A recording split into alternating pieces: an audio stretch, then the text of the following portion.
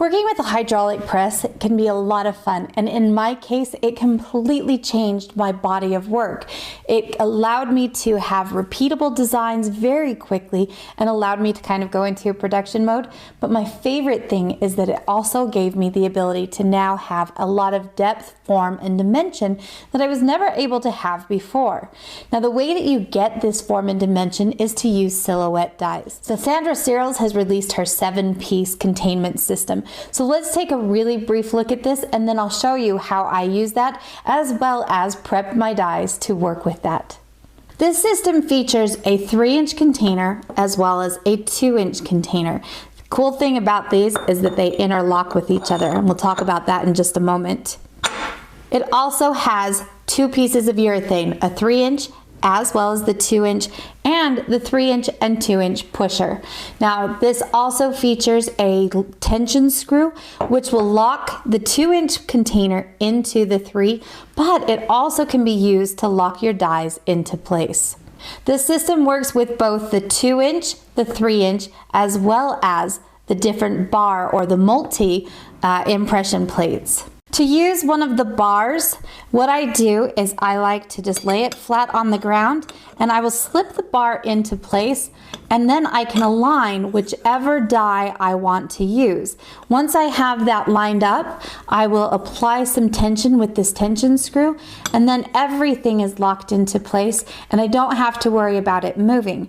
That can be really handy if I have to anneal my piece and come back in and press it again, as everything is locked into place and it's much easier to realign. The cup also features a locking mechanism which will allow you to stack the 2-inch container within the 3-inch container and lock that into place. Then you can just tighten up the tension screw and things will no longer move. The containers feature a slot which allows for the silhouette bars to slide into place. You can use that tension screw then to hold the silhouette dies into place. This will help when you're realigning your metal if you have to do multiple pressings or trying to form your pieces. When using the silhouette bar, you want to use the 2-inch container, urethane, and pusher to give the proper pressure. One nice thing about the silhouette bars is that it has multiple sizes and you can simply slide them into the desired place. To use the 2-inch die, just drop it into place, and once again, you can use that tension screw to lock it into place. There are 2 sides to your die. One side has been lightly polished and the other has been left raw. The raw side features the Sandra Searles logo and the number of the die for easy identification. You will want to use the polished side when forming, as it allows for your metal to move a little bit easier into the impression.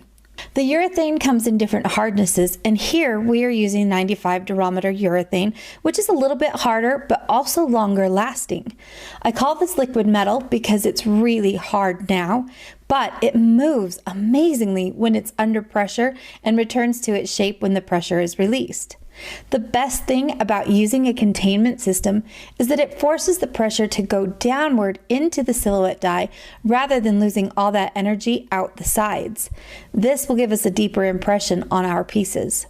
Anytime I get a new silhouette die, I always prep the edges. When you get them, there will be a sharper edge and it can cut your metal, even though one side is polished. So here I'm working on a little burr that was created at the beginning and ending point of the laser when cutting the shape out. Any of those imperfections can show up on my work, so I use a file that is dedicated to only working on my tools. I want to break the edge and remove the sharpness. I like to work at about a 45-degree angle with my files, and I will also sometimes bring in my sandpaper rolls to soften any of the marks that are on the inside of the die, so there again are no marks left on my piece when I form the metal, especially if I do a deeper form. You can smooth and polish this to any level that you would like, but I don't find that I have to do too much. I also like to take the sanding wheel to break the sharp edges of the die. I do this for all of my dies. It doesn't matter which one it is. So I like to just use some sandpaper or files to break the edges and clean up anything on the inside that might be left over from that cutting process.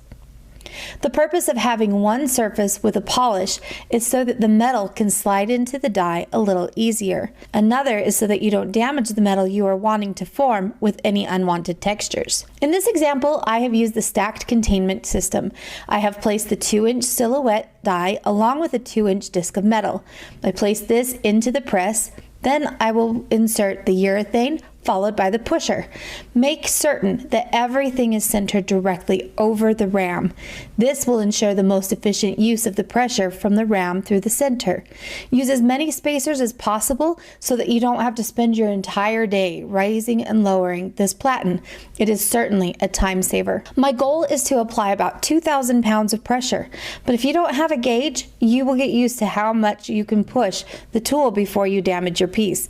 It will be trial and error, but you will eventually get the feel of it. For me, I can feel it in both my abs and my arms, and I have to use both hands. I want to be careful not to go too far or I can break through the piece. Once you've applied the desired pressure, release the valve to lower the platen. You don't need to lower it all the way, just enough to be able to remove that containment system and piece. Take out the pusher, remove your piece, and now you see I have a wonderfully formed piece. I didn't go too deep yet, and if I want to go deeper, I would just anneal the piece and repeat the process. Let's see how it is to use the bar system. First, I slide the bar in, and here I'm going to use the middle die, and so that it doesn't move, I will screw in the tension screw to keep the bar from moving. Place the metal, the urethane, and the pusher, and finally place it back into the press, once more centered over the ram. Again, I'm going to raise the ram to my desired pressure. Then, once I have that, release the ram, remove my piece, and again, you now see that I have a wonderfully formed piece.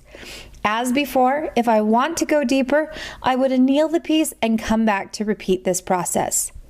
To use the 3-inch container, I will undo the tension screw, remove the 2-inch container, and now that I have this, I will put a 3-inch die into the container and lock that into place with my tension screw. Place my metal, and in this case, it's a 3-inch piece of brass, the urethane and the pusher, and once again, as before, I place it centered over the ram of the press. And one more time, I'm going to raise that platen. Sometimes you'll find that you need a little bit more torque to apply the pressure to make the job a bit easier. So in this case, I will use the handle extender on my jack. This gives a little extra strength without too much effort on my part. Once the desired pressure is applied, I release the valve, pull my piece out, and as before, I have a well-formed piece. And that's all there is to it. As you can see, it's actually fairly simple to use. As always, if you have any questions, make sure you just drop us a line and we'll get back to you soon. If you like these videos, make sure you subscribe, give me a thumbs up, and ring that bell so that you get notifications for when I release more videos. We'll see you guys next time.